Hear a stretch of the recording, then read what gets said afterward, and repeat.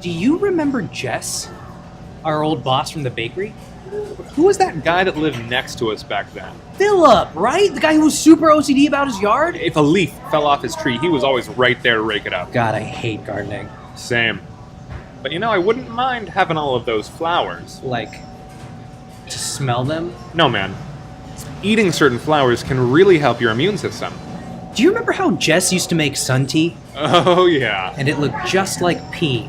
Did you ever try any of Philip's coffee? No, I remember him coming home with like 2 huge bags of it under his arms, though. He loved that stuff. I like coffee, but, I'd rather just cut to the chase, do some coke. Have you ever thought about snorting coke through the stem of a flower? No, but it would probably work. Do you remember how Jess hated flowers? Yeah, totally. I always thought that was weird. Do you remember how Philip couldn't eat flour? Because of the gluten. I wonder which would be more poisonous to him, cocaine or gluten? Probably the coke. Isn't that what killed Jess, the cocaine overdose? Yeah, it was.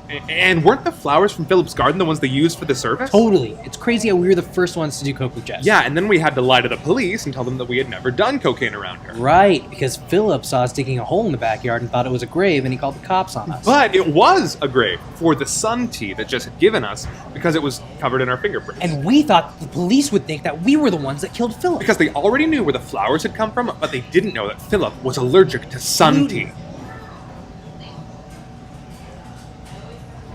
Oh, God.